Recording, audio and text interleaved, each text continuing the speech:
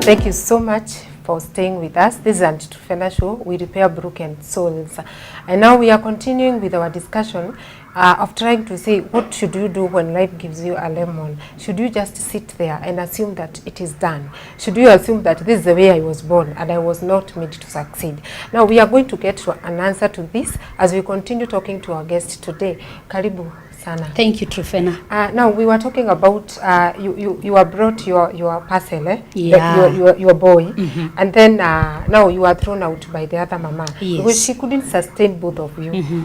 Now you went out with your boy. Yes. Then you said that you had some friends. Yes. So where did you go? To Mathare.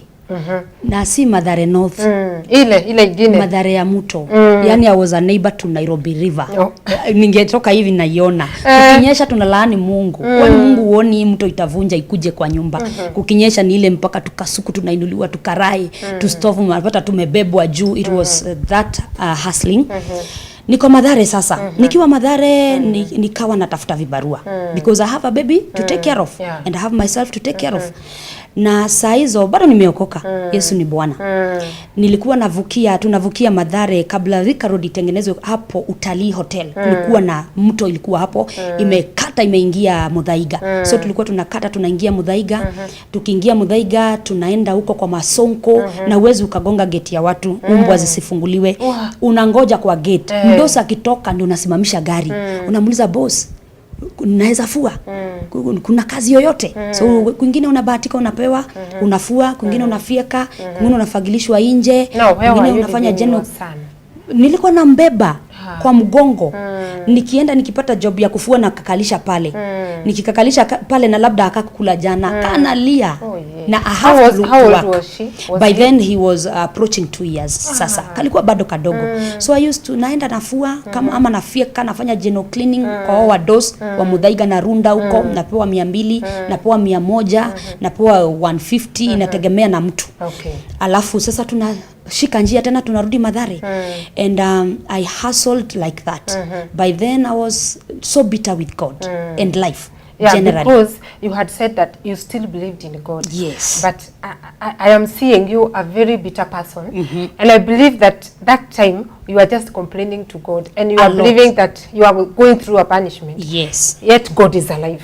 So what was he doing? That was your prayer. My God was like silent by then. And I know so many people who are watching me. Maybe they might be going at that particular moment where God is silent. Heavens are not opening. Nothing is good.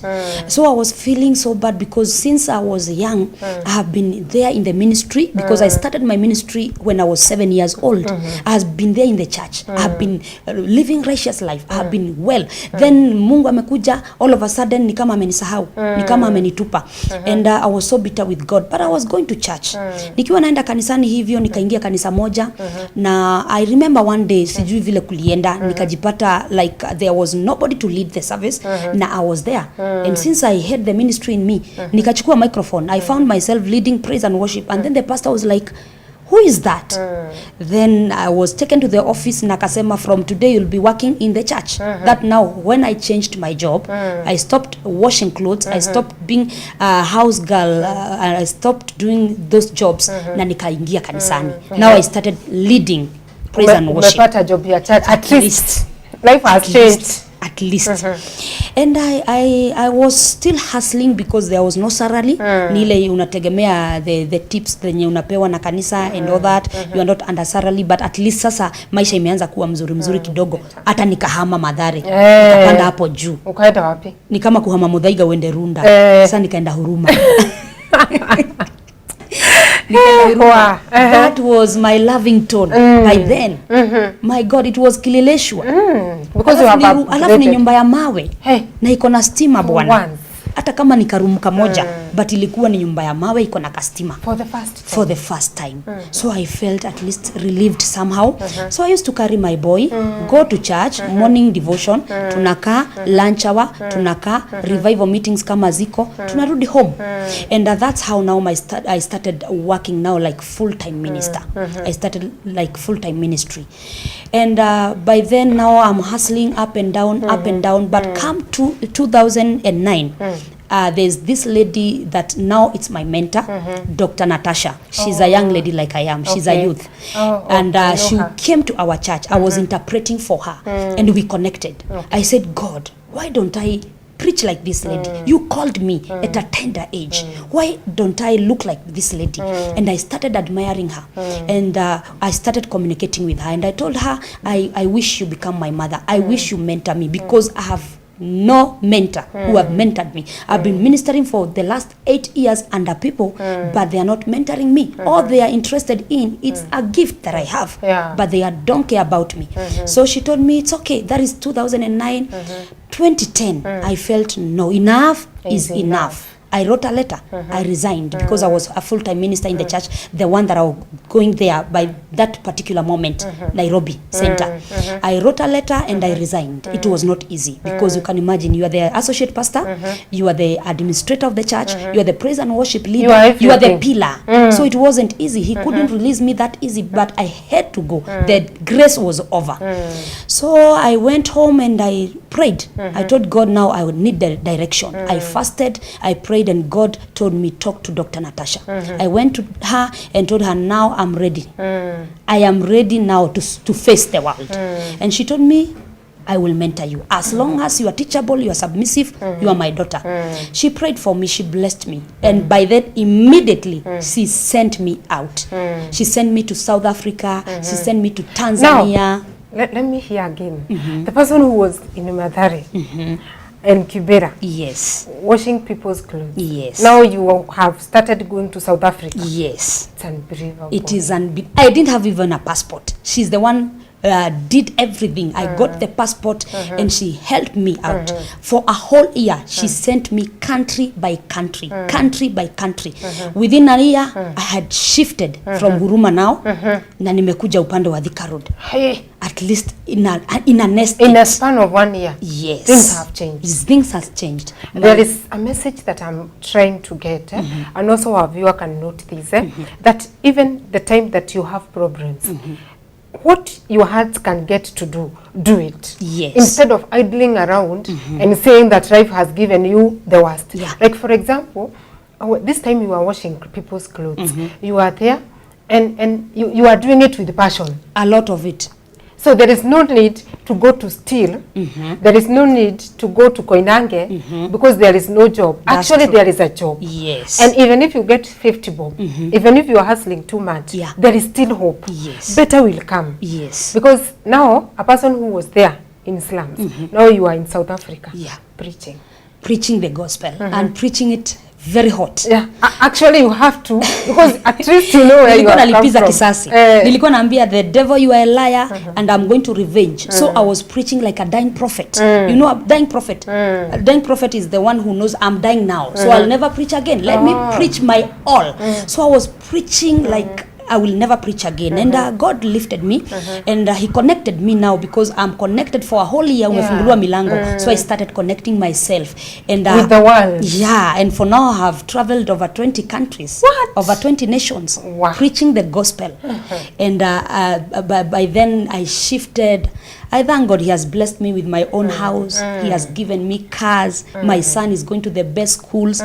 And I tell you, God can lift you no matter what. Don't sit down there, ukilia, ukisob. God can bless you. If you just decide, God can bless you. And now, your title is Prophetess Monica. Yes. There's something that is coming in our society these days, that whenever you mention about a pastor or a prophet, people are saying, you know, you are fake 310 and all that.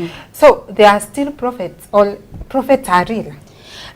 First of all, let me say this, because people might think I called myself. I was called. 2012, Dr. Natasha ordained me officially. Akanimwagilia mafuta. I was confirmed as a pastor and a prophetess. So, your question, there are still prophets of God. There are still pastors that are there, because God had remnants. And I want to tell people this. If there is a fake, there should be an original. Wow. So kama kunao fake, walitoka kwa original. Kuna wale wana copy. Kuna original ziko. So not every pastor, not every prophet is fake. Yes, they are fake na hatukatai, hata ni wengi sana. Na tunawajua na wengi wao wamejionyesha na matunda yao. But they are still original, they are still men of God that are true. They are still people that are serving God in truth and spirit. They are still people that fear God. So my viewers or whoever is saying hakuna watu wa kweli, hakuna wahubiri wa kweli, nataka kusema wako.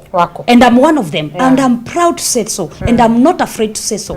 Because wako na hawataisha. Na Mungu hata watu wakisema wameisha bado kunaye. Because kuna Elijah alisema, God, I'm the only one remaining. God told him, shut up.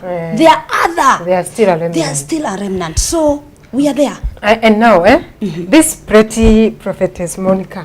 Thank you. Is she single? Somebody seeing her, after a difficult marriage? After that marriage, and I said I will never get married. Yeah. But Seriously? I revoked it after. It was bitterness and pains. But after now, I became a prophetess. I'm ordained. I'm a woman of God. I knew the truth that our mouth, our tongue has power. So I revoked the words and I said I'll get married one day. But for now, I'm very single. Oh, single very and happy. searching. Am I searching? I want to be searched. Okay. But I'm very single. I'm not seeing anybody. I'm not dating. I'm concentrating with my ministry and raising up my boy. That's important. Yes. Now, for a quick one, an advice to our viewers out of your life. Yes. What is your advice? I would like to advise my viewers, especially youths, especially ladies that are young. I want to tell you this. Your desire is the engine of your life. The desire that you have, whatever you want to become, the desire in you, that is the engine that will drive you to your destiny. No matter the situation, no matter the challenges, no matter what is happening in your life, don't give up. Keep the faith burning, keep the desire burning, and don't allow circumstances to take you. Don't allow desperation and frustration to take you. Don't allow anybody to take advantage of you, because God loves you. And when you are at the end, jua mwisho wako ni mwanzo wa Mungu. Ukifika mwisho, surrender to God. Tell him, God, here I am. I have surrendered. Nothing is moving. Now take me. Lead me wherever you want me to go. And you will see. Surely God will take your hand and walk with you. And I tell you, you will smile. Yeah. That's very important. And at least for today, we have known that life cannot give the worst until the end. But there needs to be a lot of perseverance, and there needs to be a lot of persistence. And as we have heard the story of our guest today, that there is no need to get desperate. The future is better than the past. That's true. So keep watching, and I hope that your soul was repaired, at least for today. Then we need to hear your feedback. Please let us know about it. You can follow us on Twitter as Auntie Truphenah, and also on Facebook at Auntie Truphenah. You can also SMS through the SMS code that is on your screen. Thank you so much for watching, and thank you so much for coming. Thank you for having me, Truphenah. We are happy to have you too. I'm happy. Now, until next time, same hour, same time. Bye.